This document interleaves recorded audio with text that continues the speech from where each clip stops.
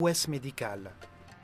Ils l'appelèrent également Hermès Trismégistus, 3 fois grand, en raison de ses dons de philosophe et de physicien qui avaient permis de révéler le fonctionnement de l'univers. Imhotep fut le premier à rassembler des informations sur le diagnostic et la guérison de nombreuses maladies. Le caducée, qui est de nos jours le symbole de la société médicale, était la canne de pouvoir d'Imhotep. Grâce à elle, il mesurait la quantité d'énergie vitale qu'un être humain avait appris à maîtriser.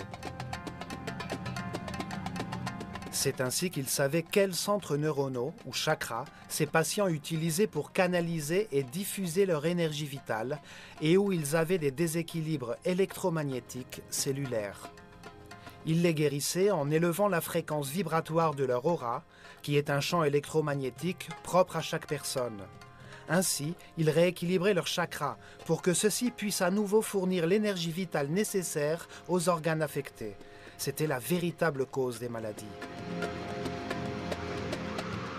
Le caducée se compose de 2 serpents enlacés autour de 7 chakras, les centres neuronaux de la colonne vertébrale, qui regroupent et distribuent l'énergie. Ils représentent les 2 pôles électromagnétiques opposés qui mettent l'univers en mouvement. Dans son centre se trouve une colonne vibratoire formée de paires de particules de charge opposées qui se neutralisent et s'équilibrent, la seule manière d'arriver à l'illumination. Il représente le Kundalini, la force vitale qui se déplace le long de la colonne vertébrale.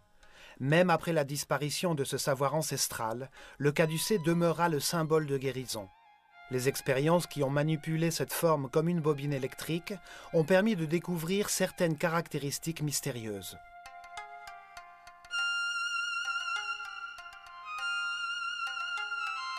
Au passage du courant électrique, aucun champ de force n'est détectable, bien que ses effets soient visibles, puisque le courant résonne dans toutes les fréquences et les longueurs d'onde. Le caducée pouvait être utilisé pour envoyer et recevoir des signaux radioélectriques en alignant ses 2 branches de fer, comme s'il envoyait des signaux laser. Le papyrus médical d'Hébert montre comment Imhotep a combiné la magie et la médecine. Ses antidotes et ses formules curatives font appel à des prières et à des charmes, car il estimait que la médecine ne pouvait pas guérir sans le pouvoir conféré par l'énergie de mots. Le Kybalion parle des 7 principes essentiels de l'univers. Il y déclare que l'univers existe par l'Esprit de Dieu, que chaque homme est une de ses pensées et qu'il possède la capacité de penser à son tour, que la réalité est un grand système dont tous les éléments sont doués de conscience et sont reliés entre eux.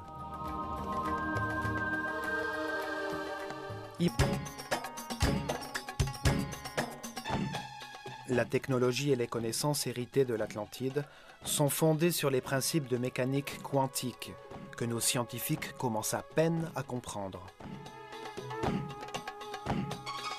Ce puissant mécanisme quantique qui permettait d'accélérer l'évolution des initiés était conçu.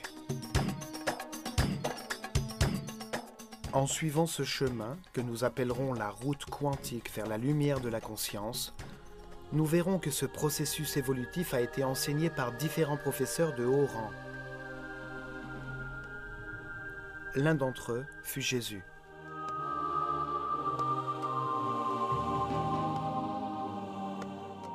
Il dit que si nous suivions la route vers la lumière et la vibration de l'amour, nous ferions encore de plus grandes choses. Il faisait allusion à l'utilisation des particules subatomiques de la lumière, l'énergie tachyonique, la force créatrice qui a mis cet univers en forme.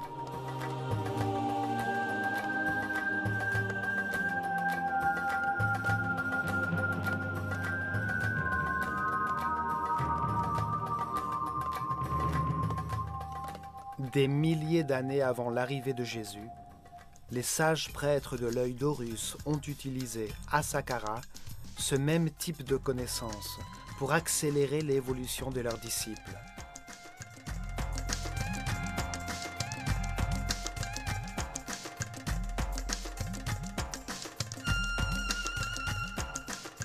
Ils ont construit d'imposantes formes pyramidales, des machines quantiques utilisées pour la production de colonnes énergétiques ondulatoires qu'ils utilisaient pour élever la fréquence vibratoire de leurs initiés.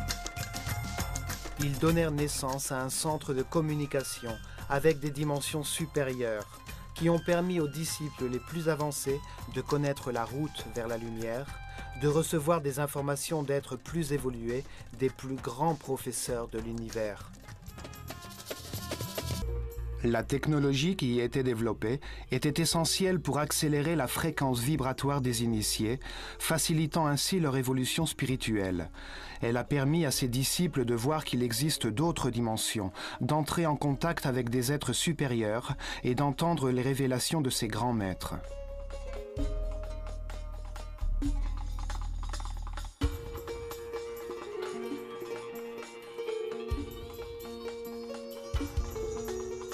D'un point de vue physique, cette construction a permis de créer des couloirs électromagnétiques qui ont facilité le déplacement des matériaux nécessaires à la construction de leur temple.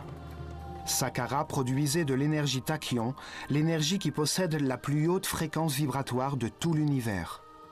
Cette énergie est neutre. Elle se compose des paires de particules de charge électrique opposées qui se neutralisent et s'équilibrent. Puisque cette énergie est neutre, elle ne crée aucune résistance et se déplace à 27 fois la vitesse de la lumière. C'est l'énergie de la pensée quand elle vibre sur la haute fréquence de l'amour. C'est l'énergie que Jésus utilisait pour provoquer les événements extraordinaires que nous appelons miracles. Il a prouvé qu'en vibrant sur la très haute fréquence de l'amour, l'esprit peut diriger l'énergie tachyon, l'énergie de la pensée, pour élever l'énergie vitale des malades, permettant d'incroyables guérisons, allant même jusqu'à les faire revenir du royaume des morts. Elle pouvait permettre aussi d'augmenter la fréquence vibratoire de l'eau pour la transformer en vin. Toutes les choses et tous les êtres de l'univers vibrent à des fréquences différentes selon leur niveau d'évolution. Ce qui permettait à tous les disciples, quel que soit leur stade d'évolution, de capter cette énergie et d'élever leur niveau de fréquence. Cela influençait leur niveau d'énergie vitale et leur aura, ou champ électromagnétique. Ils recevaient en même temps une préparation intense qui, après 21 ans d'apprentissage, leur permettait de prendre conscience de l'existence de plus hautes dimensions de la réalité. En manipulant des niveaux supérieurs d'énergie vitale dans la vibration de l'amour, le sens de la télépathie s'éveille, tout comme la sensibilité permettant de percevoir la musique des sphères, la danse des particules subatomiques qui forment l'aura, le champ électromagnétique que chaque être humain produit autour de son corps.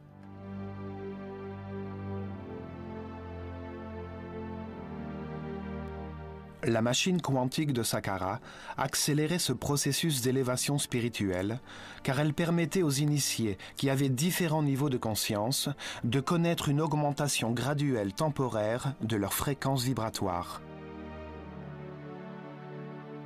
Grâce à la méditation, en recevant les informations nécessaires pour trouver le chemin de la paix et de l'harmonie, en respectant tout ce qui existe, en comprenant que toutes les choses du monde vivant sont reliées entre elles, cette expérience vibratoire pouvait devenir constante.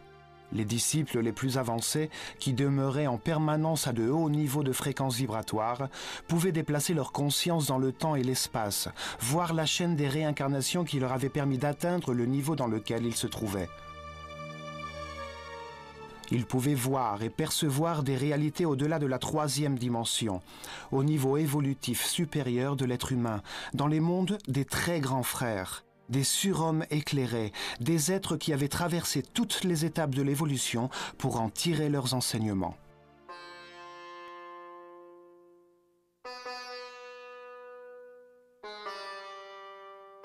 La connaissance de ces réalités permit à Imhotep de déclarer dans le Kybalion que ce qui existe dans l'au-delà existe aussi ici-bas, qu'il y a une relation entre les différents niveaux de réalité.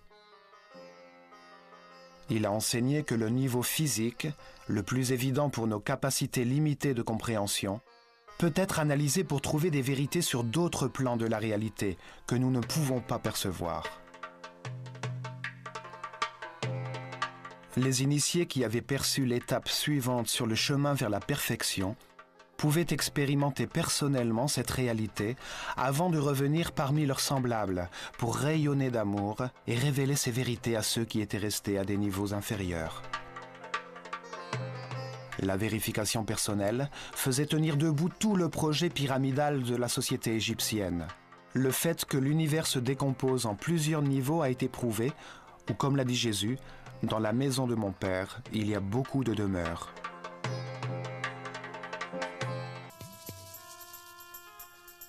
Le paradis ne se trouve pas dans notre dimension physique, mais dans les dimensions supérieures qui vibrent sur la haute fréquence de l'amour.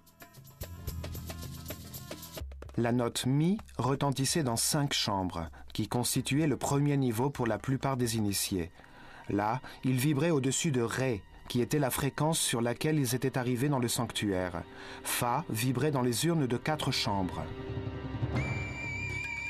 Sol vibrait dans 3. La résonnait dans les 2 chambres à l'ouest et, dans la chambre principale de la pyramide, dans un sarcophage en albâtre, d'un seul tenant, les meilleurs disciples atteignaient la note Si, ce qui leur permettait d'approcher des dimensions supérieures. On appelle ces espaces les chambres bleues, puisque leurs murs sont décorés avec les premières tuiles en céramique de l'histoire. Il y avait plusieurs nuances de bleu turquoise. À l'intérieur, des couples d'initiés, toujours un homme et une femme, méditaient pour s'accorder sur des niveaux de vibration de plus en plus élevés. Imhotep a écrit dans le Kybalion que la 7e loi de l'univers est que le genre est dans tout. Tout a un côté féminin et un côté masculin. Le genre se manifeste dans toutes les dimensions de l'univers. En entrant par couple dans les chambres, les initiés de l'école des mystères atteignaient l'équilibre. Ils se neutralisaient avec leurs champs électromagnétiques, puisque ceux de l'homme tournent dans le sens des aiguilles d'une montre et ceux de la femme dans le sens inverse.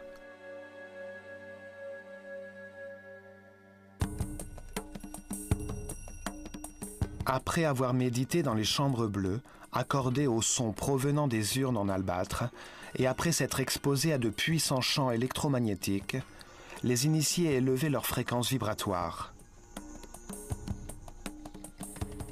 Leur énergie vitale augmentait, leur aura se développait, et ils pouvaient vérifier l'existence d'autres réalités. Les différentes notes et vibrations étaient accordées à chaque chakra, conduisant progressivement les disciples vers de plus hautes fréquences, qui leur permettaient de faire des expériences dépassant le monde physique.